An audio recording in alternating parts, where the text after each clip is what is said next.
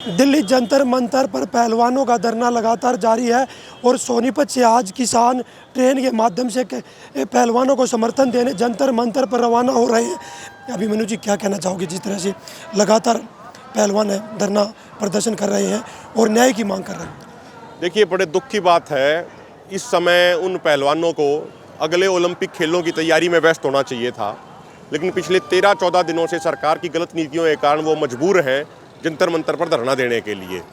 और यदि सरकार, देखिए, ब्रजभूषण शरण के खिलाफ पॉक्सो जैसी धाराओं में मामला दर्ज है, लेकिन अब तक उसके बयान नहीं लिए गए हैं, जबकि महिला पहलवान लिखित में एफिडेविट में अपनी शिकायत दे चुकी हैं। तो ऐसे गंभीर मामलों में जितनी तुरंत कार्रवाई प्रशासन को, सरकार को करनी चाहिए थी, वो सरकार प्रशासन नहीं कर रही है।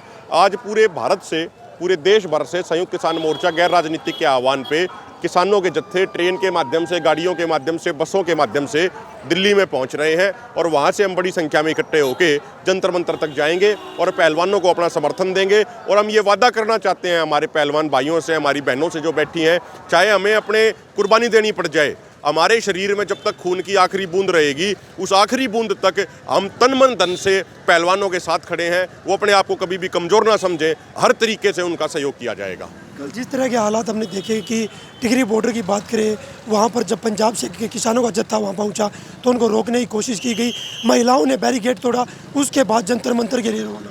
देखिए, बड़े दुख की बात है, कहने को तो ये कहा जाता है कि हमारा मुल्क दुनिया का सबसे बड़ा लोकतंत्र है, लेकिन इस दुनिया के सबसे बड़े लोकतंत्र में लोकतांत्रिक मूल्यों की बिल्कुल उनको कोई उनकी वैल्यू नहीं है। आज के दिन उनकी कोई कीमत नहीं बची है, उनका हनन किया जा रहा है लगातार और खुलेआम तानाशाही सरकार द्वारा, प्रशासन द्वारा बरती जा रही है। तो ये तानाशाही भारत के लोकतांत्रिक मूल्यों के लिए ठीक नहीं है। देखिए, शांतिपूर्ण प्रदर्शन करना हर व्यक्ति का अधिकार है और ये अधिकार किसी राजनेता ने या किसी पॉलिटिकल पार्टी ने हमें नहीं दिया। ये अधिकार हमारे देश के संविधान ने हमें दिया। ये अधिकार उन लोगों ने दिया जो देश की आज़ादी के लिए अपनी कुर्बानी दे के गए थे। और ये पहलवान जो, देखिए, दो ही वर्ग होते हैं जो दुश्मन देश में जाके, जो दूसरे देश में जाके तिरंगा फहराते और तिरंगे का मान सम्मान बढ़ाते हैं।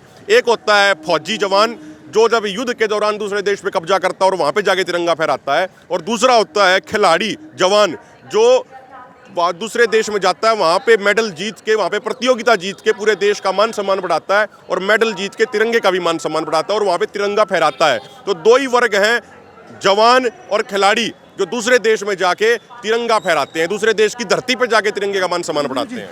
जिस तरह से बीजेपी के नेता कह रहे हैं कि मामला दर्ज हो गया है, पुलिस जांच कर रही है, जांच जिस तरह आगे बढ़ेगी उस तरह से कार्रवाई की जाएगी ब्रजभूषण पर। उसको लगातार कहेगी पहलवानों ने उस पर जोर जबरदस्ती करनी चाहिए कि गिरफ्तारी हो, क्योंकि दिल्ली पुलिस लगातार जांच कर रही है। देखिए, पहले 3 महीने पहले भी ये पहलवान धरने पे बैठे थे, उस समय भी कुछ नहीं किया गया। और दूसरी बात, जब पॉक्सो जैसी धारा में मामला दर्ज हो जाए तो अब तक 164 के बयान हो लेने चाहिए थे, जो बयान अब तक नहीं हुए हैं।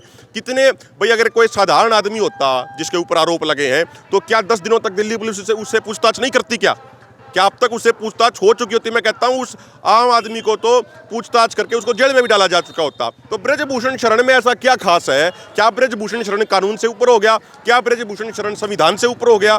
उसके ऊपर कार्रवाई क्यों नहीं हो रही है? भाई, एक बार उसके बयान तो दर्ज कराओ, कम से कम दिल्ली पुलिस उससे पूछताछ तो करे। जब महिला पहलवानों ने लिखित में एफिडेविट दे दिए।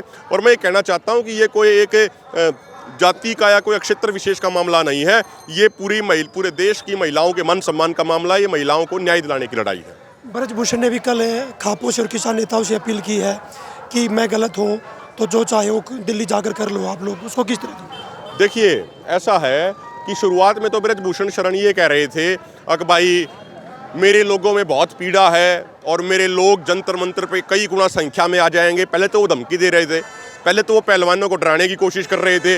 अब हमारा समाज जब खड़ा हो गया, जब पूरा किसान समाज पहलवानों के समर्थन में आ गया, तो अब ब्रजभूषण शरण को डर लगने लग गया है।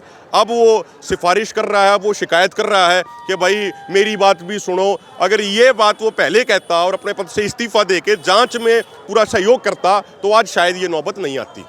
अब आगे के किसानों की क्या रणनीति है? आज हम वहाँ जाएंगे, पहलवानों से बात करेंगे। पूरे संयुक्त किसान मोर्चा गैर राजनीतिक के पूरे देश भर से किसान वहाँ पहुँचेंगे और वहाँ पहुँच के हम उनसे बातचीत करके जैसा भी उनको सहयोग की जरूरत होगी वैसा सहयोग दिया जाएगा।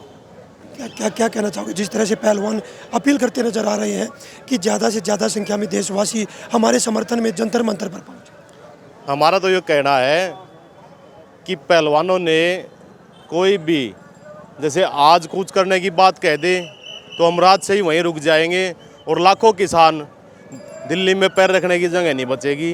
और मैं तो सलूट करता हूँ भाई बजरंग पुनिया को, साक्षी मलिक को, जो इतने बड़े गुंडे के खिलाफ, ब्रजभूषण के खिलाफ आवाज़ उठाई है और उनको धमकियाँ भी दी गई और फिर भी डट के बैठे हैं।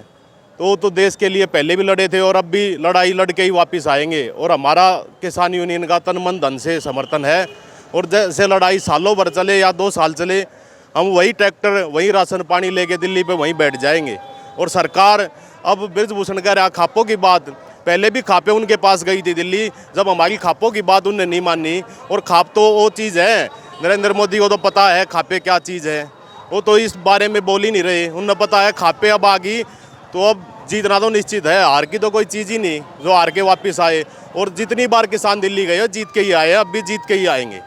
देखिए, सोनीपत से किसानों का एक जत्था जंतर मंतर के लिए रवाना हो रहा है। और किसान नेता अभिमन्यु का कहना है कि आज देश भर से किसान दिल्ली जंतर मंतर पर कूच करेंगे और किसानों पहलवानों को समर्थन देंगे। सोनीपत से पवन राठी, हरियाणा तक।